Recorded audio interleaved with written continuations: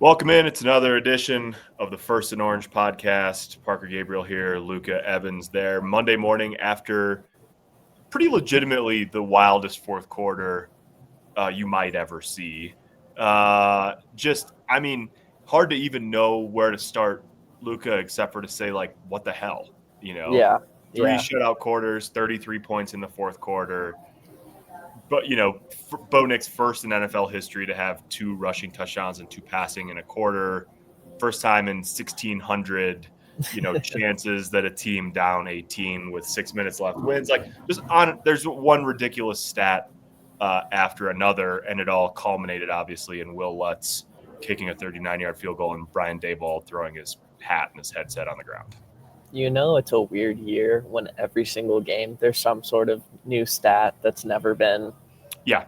It feels like every single game we get, a new Broncos haven't done this since, or there's only been X amount of teams, or, et cetera, et cetera. It feels like every single game. It's just they're 5-2, and it's been such a weird year because they could easily be 7-0, and they could easily be like 2-5 right now. So 100%. It's literally 3 of their 7 games have come down to a walk-off field goal attempt.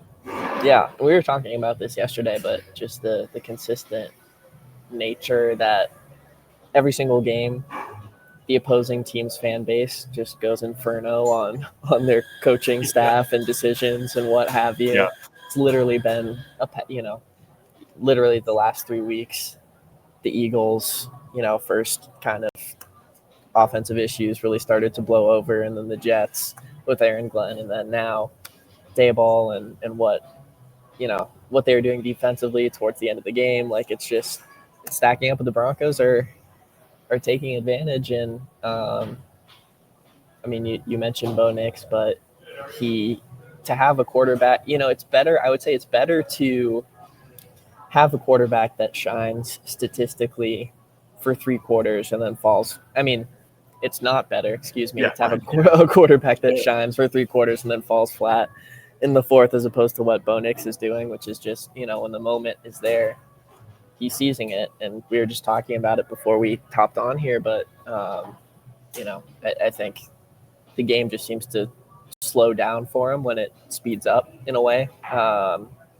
Sean Payton doesn't want to talk tempo, but I don't want to hear about tempo. Doesn't want to hear about tempo, but he will probably keep hearing about tempo. So it's so interesting because Bo Nix, obviously, the Broncos offense none of it is just Bo Nix, but the Broncos offense was horrible for 3 quarters, and really Bo Nix was bad. There's just really not 2 ways around it. Some of it is schematic, some of it's guys not being open, or they're not, not being in the wrong look or whatever, but he was 11 of 25 for 105 yards through 3 quarters. And I think it's taken both sacks by that point too. So you're talking about, 100 net yards on 27 dropbacks, just really bad. Does not work. That, and it's interesting, Luca, because he is so his teammates describe him as sort of a calm in the storm type of guy. Yep. And we saw, obviously, just a really prolific fourth quarter and the momentum turn and all of that. And then after the game, he said, I don't think I've ever really won a game like that before. And also was just sort of baffled. He couldn't believe, especially on the field after the game, that they'd actually won. And he said at one point he had sort of acknowledged that at one point he was thinking about how he was going to answer questions if they got shut out. Yep. So it was they were down pretty bad. They were in every phase. The defense also, I don't think we've seen Vance Joseph's unit look as discombobulated as they did at times. On they were getting, as Malcolm Roach said, the Giants came in with the intent to send a message, and they sent that message for 3 quarters resoundingly in every single phase. And then something frankly a little unexplainable happened. Yeah. And now we're sitting here and trying to explain it. So, I do think one key point, again, there seems like a few recurring patterns in terms of it's crazy I was thinking about this too, leaving the stadium. Like, out of the last 12 quarters of football, they've played maybe 3 good quarters offensively. Right. And they're 3-0 in the Yeah. last 3 games for some reason.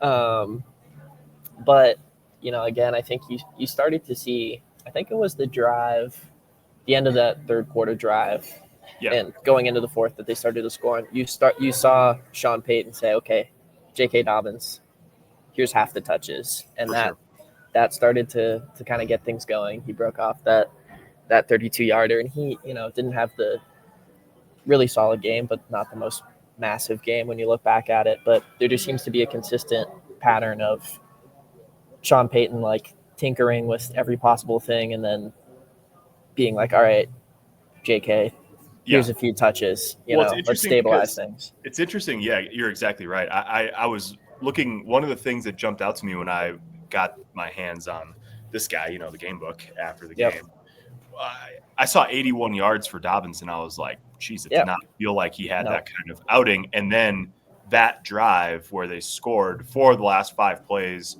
of the third quarter as they got that drive going, which at the time felt a little bit, academic. He had 4 carries for 48, including that 32-yard run. The other play mixed in there was a 16-yarder to Cortland Sutton. And suddenly it was sort of like, the offense was in gear for that drive. They score. And then from there, it just kind of like, that was the drive that was like the tip ball to Franklin. And then Theo Johnson gets the tip ball the other way for the touchdown. So you sort of like reset it almost at 26-8. And then from there, obviously, like the Sternad pick was huge, you go down and funny enough, like John, after like Sean Payton, which you give him some grace on this kind of stuff because like he's literally calling the game. Like there's a lot going on. He's got to know everything that's happening, whatever. But his job is to call the offense too during the game. And afterward, he got asked about the Sternad pick, and he's like, "Oh yeah, I forgot about that." Yeah. Yeah, and he was like, when it first happened, he was like, "Oh, I saw a number 40." I was like, "Did the Giants have a number 40?" Yeah. And then he was like, "Oh, he's an orange." Guy. That's good. Nope, he's an orange. That's good. But yeah, he was right. I mean, that he said that he pointed to that play as the thing that, literally the difference in that game, and it was because it just gave the Broncos the ball at the doorstep, and that was the first real moment where you were like, "Hang on, they could win this game." Yeah. Like after all of this, improbably. It was also the moment, like I think the Broncos felt in the stadium like that, but you could also sense from the Giants side too, just the sort of inverse of that. The first moment of like, oh no, because Jackson Dart had done a really good job, not only of creating some big plays and what have you, but also of not putting the ball in harm's way. Yeah. And frankly, like for as good as Denver's defense has been mostly this season, the one thing they really haven't done all that much of is take the ball away. Yep. They hadn't had a takeaway defensively since Brandon Jones picked off Justin Herbert in week 3. Yep. And so it felt all along like sort of like the one thing Denver's defense doesn't do much of is take the ball away, and the only path to get back in the game is a takeaway and a quick score.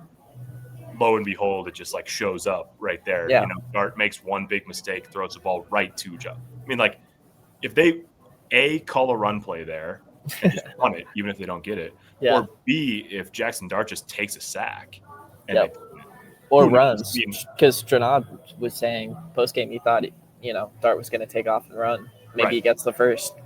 So, but yeah, I mean that's the kind of game.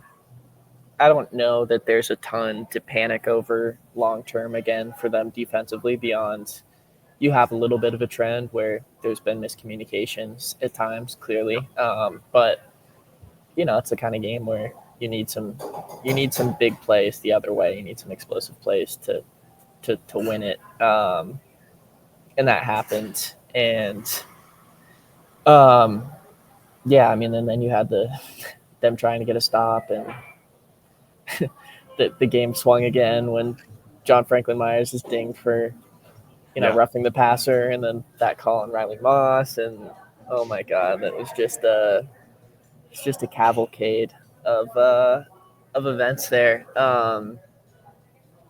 Man, I mean, Justin Chernod is playing himself into.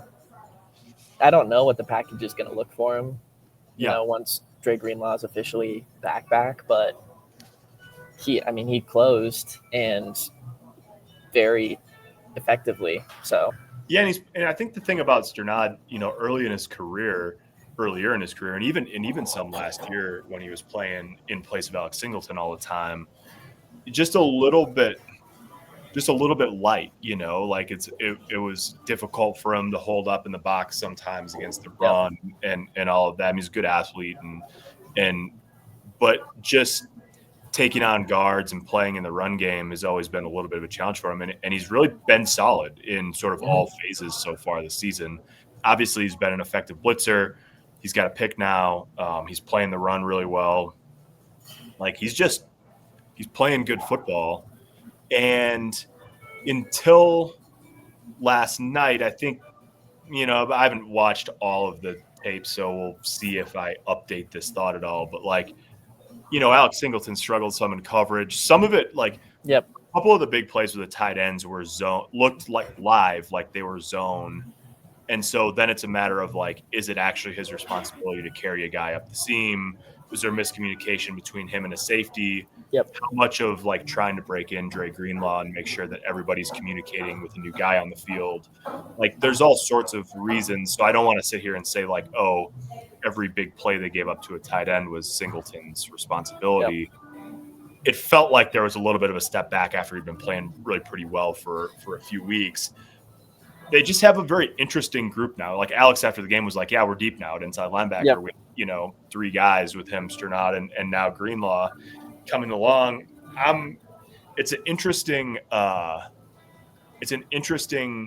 question and thing to watch going forward of just how Vance handles that group sort of.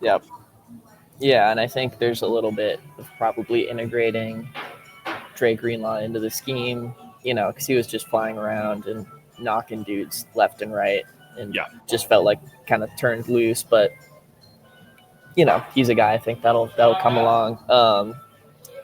One thing, I think someone had a tweet or I saw something that was when they decide in X years to make a NFL films, a video of this, it's gonna go crazy. And if that ever does happen, the two things I really want to see, I want to see I don't know if any guys were mic'd, but I want to see Greenlaw every single possible sideline interaction that we can see from him, because he was talking crap from the jump. He was talking from the sideline to Giants guys. He was talking to Cortland Sutton and Broncos guys in a good way when they came off the field. Then the other guy, again, just I find it pretty consistently incredible, what Cortland Sutton is just doing as a clutch guy and as a catalyst, and every single intangible that you want to throw out there. I mean, what he said, I think to your question last night about, he was basically I told the coaches, lean on me, I'll block, put it on me. I'll block, I'll do it over the middle, whatever I can do to take pressure off Bo, off the defense, put it on me essentially. And that's just, it's just leadership. That's everything. And there was a point, I think in that fourth quarter, where he literally is going along and, slapping hands with every single guy who's sitting on the bench on the sideline and saying something to them. It's just, he's just such an invaluable, they don't win that game, I think, without obviously his contributions, but with also just the spirit, that he has and the mentality. And that's just, it's something that's impossible to quantify, but it is something, it's both impossible to quantify and also clearly so important to who this Broncos team is right now. For sure. And I think there was some, you can call it whatever you want. But that him sort of, that role for him and his ability to do that and whatever impact it had. And then not only that, but the play, to set up the game-winning Yeah. field goal that they installed yesterday. All of that happening on Demaryius Thomas night is, it's like, in a way, like some of it's not, like the game itself is obviously, extraordinary. Mm-hmm. In some ways, like Cortland Sutton doing each of the things he did is pretty normal for him. Like that's Yep. what they obviously look to him on. Bo Nix looks to him on third down. He looks to him in crunch time. He's an emotional leader. Like none of that is new, but still, like there was something pretty remarkable about him, putting forth that fourth quarter, sort of being that guy on the sideline, making the play, and then walking up to the podium in an 88 jersey after the game is like, that's like, Yeah. you almost Chills. don't get to like, really write it or think about it a lot because of all of the chaos in the game. But like when he walked into the room, you're like, oh yeah, that's like, wow, Yeah. Yeah. that Chills. there's something there. Yeah. Yeah. And there is the interesting thing, and I'm not drawing any connections to this myself, just pointing out what other people believe or see or feel or this or that. But in the process, I've done so much reporting the past couple of weeks on Demaryius Thomas and his life, his death, his loved ones, etc. And so many of them, just in terms of coping with the tragedy of such a young loss, have just started, I think, in grief to see him or see signs of him literally everywhere they turn. And his former coach, great friends, Paul Williams, texted me last night like Demaryius was there. Like he texted me, you think he had something to do with the comeback, and you look at, Keep Talib tweeting 30, 33 points. He died when he was 33. And you have literally, like, of course, Demaryius Thomas was devout, religious. So many in his life are religious, and you have people at this point literally pointing to the fact that he was born on December 25th and he died at 33 years old, which is the same age that a lot of people believe Jesus Christ was when he died. And there's just, 88, you can draw all these statistical connections. I know our columnist Troy Rank wrote about it. So again, not to suggest that there's some sort of, higher thing here, but just I think all that to say, you can just feel so much still how much a part of the fabric Demaryius Thomas is with this organization and just what a life he lived. And I thought the Broncos tribute to him yesterday and the amount of alumni again.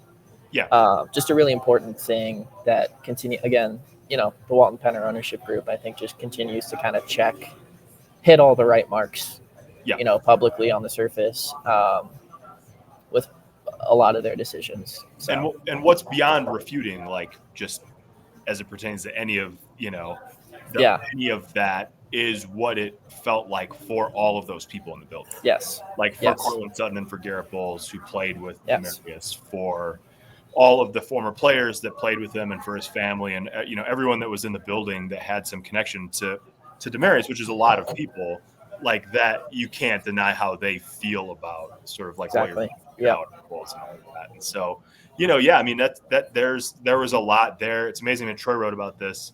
He talked to Akib and a lot of the no fly zone after the game for his column. One of the sort of like undercurrents of how bad it was the first three quarters was like you have this big celebratory weekend, and then it's just like such a dud. That it really is like whatever. Like 15 years from now, that's not going to be the lead of remembering the day they put Demaryius in the Ring of Fame, but people would have remembered it. And there's a moment. There were some moments that game where you felt for a second like, oh, this could change things drastically. Like this is, the boot, like widespread boos after several plays, several drives, like around Empower Field this day. That's supposed to be a celebration of this great team and all this talk about this great team and former alumni seeing themselves in this Broncos team, and then they just come out and completely crap the bed for 3 quarters, and you're like, oh, like for a second there you're starting to have thoughts like, is like, do we need to have a conversation about Bo Nix? Do we need to have a conversation about Sean Payton? Like, they're the pair of them. The pair of them. Yeah. And sure. And it's just, it's interesting. And I thought, I mean, honestly, kudos in a sense to Sean Payton coming out post game and, not that this is something that he would do or that he set precedent for, but just taking the easy coach speak angle of, look at us, look at our perseverance, look at us coming back, et cetera. And instead being like, this was bad. We have stuff to fix. Good thing we won. But, so. It's funny because I was talking, Luca, I asked a couple players and a couple other people in the locker room, like, I sort of said, like, this is going to be a rough few days, huh? Yeah. And one person I was talking to was like, oh, I don't know, maybe. Then, like, after a pause, was like, oh yeah, it's going to be bad. Like, it is going to be not that fun to be around the Broncos facility the next few days as they go through this tape and start to put the plan in place for the Cowboys. And that's really the challenge. And Sean he had some crazy stat that I have not tried to back up. In 2017 they were down 15 with I think 4 minutes left against Washington. They came back and won. And Sean had his analytics people look at teams' records in the week after a crazy win like that, and they were really bad. He said 2-17 last night. I'm sure there's been a couple of those games since then. In fact, I know there have been, because J.K. Dobbins was regaling us with a story of the night people thought Lamar Jackson was pooping on Monday Night Football in 2020 when he was actually cramping. That was 47-42 Ravens over the Browns. Yeah. No pun intended. And so that was but Sean's thing was the week after a sort of like miraculous stealing a win is the term he used. The week after stealing a win is a really rough week. And that's these guys had fun last night. They popped off some tweets last night. They did their thing last night. And this morning is going to bring harsh daylight, I think. Like, did you see Nick Benito's Instagram story of the detail that people don't notice there that I thought was brilliant? It was Q Robinson doing the eating the W thing that Jameis Winston and Jackson Dart have been doing. It's just such a weird week from that perspective. But what we should point to this morning, you asked Sean about how you clean up some of those widespread offensive issues, and maybe again it's just coach speak and maybe not much actually changes. But he said, we got to take a look at our personnel. It starts there, and maybe some guys' snaps are going to go up and some guys' snaps are going to go down. And you started to see a little bit of that in week 7. I think just, going back, Marvin Mims played the most he had all year. Evan Ingram played the most he had all year, which I think in general is a good sign, if you're Broncos fans and with what those two are doing with the opportunities afforded to them right now. Adam Troutman, lowest snap count of the year. So you're starting to see definitely a little bit of a shift there. So who do you think, if you're going through right now offensively and if we're looking back at this comment week 8, who do you think particularly we're going to look at or who's a candidate for, rise and fall there? I mean, I've said Marvin Mims like 15 times, variations of this question. Marvin Mims. That's it's every single week they need a play. Like, it just feels like he's there. Like, Cincy, the end around handoff. I feel like he did something in Philly. I can't remember what, but the Jets, obviously, when he comes out of the backfield and catches that big, I think 26-yarder or whatever it was. And then this game, he had several just, obviously that diving grab to set up, the later one to Cortland on that final drive. Like, just so many big plays. in an earlier one of like, you know, hey, he's actually like he's a receiver. Like he's not just a gadget guy. Like he's going up and winning one-on-one balls against defensive backs. Like I think that's something that just has to earn him more time going forward. It's funny, Luca, because I did radio last week one day, and we had Rod Smith in the studio for an hour with us, which of course is like amazing to just get to pick the brain of a guy like that, right? And one of the things he said was like, he was like, I would like to see Marvin Mims run a route, like play receiver, and not be so much the motion man, you know, backfield player, gadget guy. And like, that's hold on, that's you might have hit on something. That's Marvin Mims, the motion man, is awesome. Yeah, let's as a let's run with that. Marvin Mims is the motion man. The motion man. All right, let's run with that. Anyway, continue. Apologies. M to the fourth power, I think. I like Marvin that. Mims, motion man. I like that. But you know, and he's done some of that obviously this year. But a lot of the production has been out of the backfield. You know, the end around stuff, screen game, and that stuff has its place. I know screen game is sort of taboo at this point, like with Broncos fans generally, but like that stuff does have its place, and he was making an impact playing in those ways. But if it's a sort of a yes and conversation with him, that there's nothing but upside there. If you think that he can also, you know, impact a game playing your more sort of like typical receiver spot, whether that's outside or in the slot. And, you know, you lose some blocking prowess on the edge, obviously, if you're playing, you know, Franklin, Mims, and Sutton. Maybe you see a little bit more Sutton, Mims, and Bryant. I think that's the group to me right now. Yeah. So Mims is definitely on the list in terms of guys you see more of. I think by nature that could end up meaning somewhat less of Troy Franklin, although I don't think he's going anywhere in terms of the offensive plan. The one that's interesting is RJ Harvey, because your option there basically is, if you're not going to have four running backs up, you can try to play the way they played with Jaleel McLaughlin, where Dobbins is sort of your every down back. I can't really imagine Sean and the offensive staff making RJ Harvey inactive, but there just seems like there's a ways to go there. And he's a rookie, and doesn't mean he's a bust, but like he stepped out of bounds on the kickoff. He got yanked from that. Just is not creating much. He had a touchdown catch, obviously, but he's not creating much on his own. He would be a guy that I think is probably in that conversation. And then some of the other ones we've already started to see in the tilt of, like, you know, more Nate Adkins and Evan Ingram, less Troutman. They're just, I think you'll continue to see some of that. And I don't know how much. I mean, Adam Prentice isn't playing a lot as a fullback anyways, but like they're not really using that element a whole lot.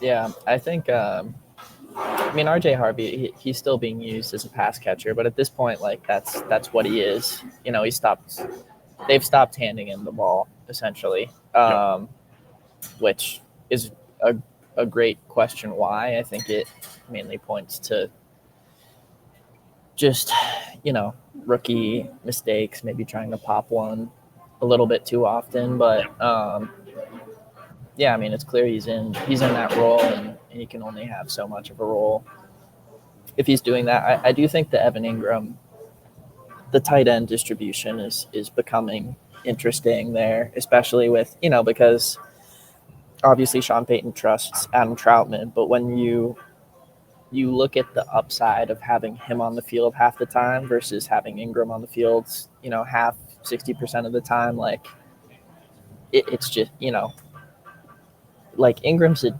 decent blocker from, if you ask people about him, like he's not a great blocker, he's a decent blocker, but that's enough. You know, you want him on the field for not just the designed, you know, mesh concepts or crossing routes or what have you. And so I'm pretty sure there are a few plays that I saw him that I noticed him being a little bit more involved as a blocker last game. And Yeah, and then I think Nate Atkins just kind of stepping into that like hybrid fullback tight end role, taking some of Troutman responsibilities. Yep. You know, I think we're starting to see a shift there. So that's definitely interesting. If you're looking for the guys that you can standpoint. do them, if you're looking for the guys that you can do the most with when they're on the field, you know, I think you're talking about Mims, probably Yep. Anchor Atkins as the tight ends in that, and then Pat Bryant. You know, like Pat Bryant got open on a slant that was a walk-in touchdown last night, and Bo Nix had the ball batted down, which he had several of those last night. Part of that's I think the Giants' pass rush is really good, and they didn't get to Bo Nix a whole lot, but they definitely made their impact felt in that way. But yeah, we could do a podcast every day this week and pick a different offensive issue and get into that, because they have a lot, you know, and that's like you'd rather have offensive issues and be 5-2 rather than the other way around. I mean, there's one team in football that has a better record than Denver at this point. So crazy. That's the good news. The bad news is just like, you know, you have to actually fix some of them, or you're not going to win the AFC West at the very least. Yeah. The fact that all this happened and they still scored 33 points, I think that's a season high, is remarkable. Scoring 33 points while having an objectively bad defensive game. Cooper at one point after the game said, we really relied on the offense. They carried us to a win today. It's like, I said to him, I was like, you know, it's one quarter when you can say that, and in a lot of ways it's true, and they also got shut out for almost 46 minutes. Yeah. I don't think anyone won the great Twitter beef of October 2025 between Giants and Broncos fans, because Denver's the edge guys, the pass rush. Cooper I think got in on a sack, but didn't do much. Giants lost. You know, overall, no one really won except which actually is just a terrific lesson for a social media beef. Right. Don't do it, because nobody wins. Who wins at the end? Who wins? We did, as viewers of the NFL. The NFL world did. Luca, I was watching the game, like first half. I had this like sort of competing set of thoughts. One of which was, man, the Broncos defense is really getting after Jackson Dart. And overall, for a while, this changed a little bit over the course of the game. For a while, it's like, I think they're playing pretty well, doing what they normally do. And yet, Dart engineered a bunch of big plays. And they put, the 3 touchdown drives. Obviously, they get up 19-0. We could also do a whole series of podcasts on why would you chase points when winning and whatever. The importance of a kicker for the Giants. And then I think, I'm not even quite sure. I mean, obviously the 4th and 19 conversion late was a huge play in the game. But Sean Payton brought this up this morning, and it's really remarkable. I was looking at this.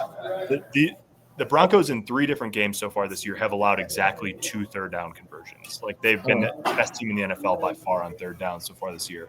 Last night, the Giants converted a 3rd and 11. That was a dump off to Cam Scadaboo that he turned into a 13-yard touchdown. 3rd and 11.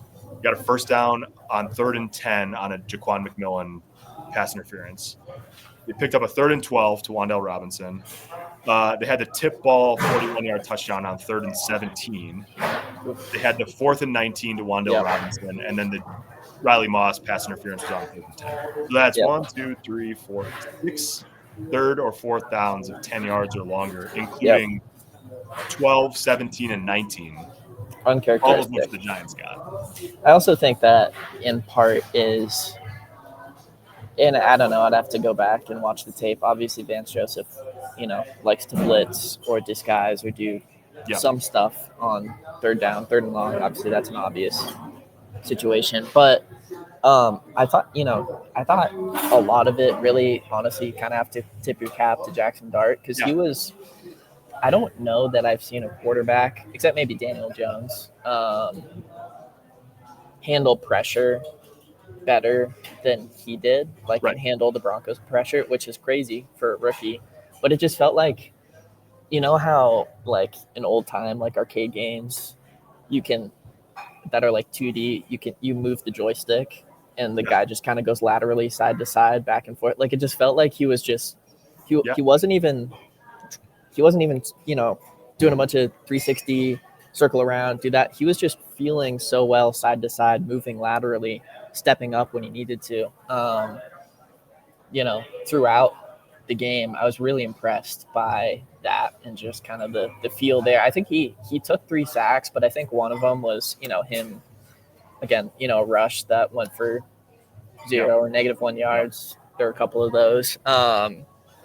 Just really impressed by him with that. And obviously the pick he threw just came at, just crush literally the same play. That's the same thing that he'd been doing all game. And, I think Justin Strnad said after, he was trying to fit the ball into an over route, and maybe he didn't see Strnad, or maybe he thought, but the feet went wonky, and then boom, game flipped. But overall, I don't know that you pin that on the Broncos not fitting rush lanes or this or that, or, and I'm sure there were a few breakdowns certainly, but a lot of it I think was just Jackson Dart extending plays. Yeah, he made a great throw early in the game. I think on the run, he fitted in over Brandon Jones, and then the 4th and 19 on the run to Wan'Dale Robinson, which they're getting that anyways because of the JFM roughing the passer on the back end of that. But I mean, that's just a hell of a play. Yeah, he had one early too, where he right over like the fingertips of Jaquan McMillan to, I think, Robinson. Yeah. Crazy too. Like this hardly even registered with me in the moment, but they had the Broncos also had 2 plays in which their own defensive backs broke the ball up from each other. Pat Surtain made an incredible play, like completely baited Dart, played like a low zone, and then bailed and turned on a dead sprint back and had his hands on a ball that Jaquan McMillan also got his hands on. Pat was slamming the turf after the play. And then obviously the one in which either Hufanga or Jones would have picked up. Smashed into each other, and Jones was hurt and didn't play the rest of the game after that. He on social media after the game, his wife said he was okay. They had a picture hanging out together after the game. So that's don't know exactly what that means, obviously, but that's good news, all things considered, because it looked like it was head, neck, back, that area, the way he hit the ground. So all sorts of, big plays for the defense, also bad plays, also missed opportunities. Trust level probably still higher there than on the offensive side at this point. Yeah, for sure. But just about as nutty of a game as you'll see. Yeah, at some point we'll get a normal-ish football game here, Yeah. The last 3 have not been. So last 2 have not. But Bo Nix tied for the NFL lead since the start of last year in the old fourth quarter comeback stat. He's got 6 now, tied with Baker Mayfield, including each of the last 3 weeks for Bo and the Broncos. He's got a little Joe Cool in him, which is funny because a lot of times he is decidedly not like barking and whatnot, and then all of a sudden he just so. It's a taste of life in the NFL, though. They've played I was looking at this, every game they've played this year except for the Bengals on Monday night. It's been a 1-score game, 6 out of 7 so far. They're 4-2, and they've won their last 3, obviously, where it's tight and they've trailed in the fourth quarter. So I remember I asked Sean about that last night. Yeah, we didn't even talk about this, but just on the nature of I was trying to tie in. Obviously, he felt like his team had ingredients of even being able to talk about a Super Bowl. Yeah. And I tried to ask him, how do you see, being able to win in late game situations, having the moxie there? Like, did you see that as well as an ingredient in this? And he kind of went, he went in like an existential direction of like, that's what people want to see. Like, television is set up for, this or that. Yeah. And then was that also the answer when he said you just try to find as many hurricane-proof players as you can? I don't think that was earlier. That was a great one. Also, when that was the one where he was like, yeah, Nick Medino told me to smile. I was like, all right, I'll All right, smile. But we have bigger problems. So yeah, again, I think that's a good place to leave it. Is you smile and you shake your head, and they won, but man, there's a lot to clean up. yeah. So I guarantee you and I are having a nicer morning so far than the then offensive. whatever's going on down in Dove Valley for sure. Yeah. So it'll be interesting. We'll be back Friday to talk all about the Cowboys week 8. It's third straight year under Sean Payton. The Broncos have had a winning streak of at least 4 games. Crazy to say it after the last 3 weeks, but they've won 4 in a row. They're 5-2. They're alone in first place in the AFC West for the first time since early in the 2016 season. And they've got a whole lot of stuff to clean up. So, plenty to cover. Luca and I and Troy Rank and everybody at the Denver Post will be all over it for you. You can read everything from the game, denverpost.com/Broncos. Thanks for watching. Thanks for listening. We'll talk to you on Friday. Have a good start to the week.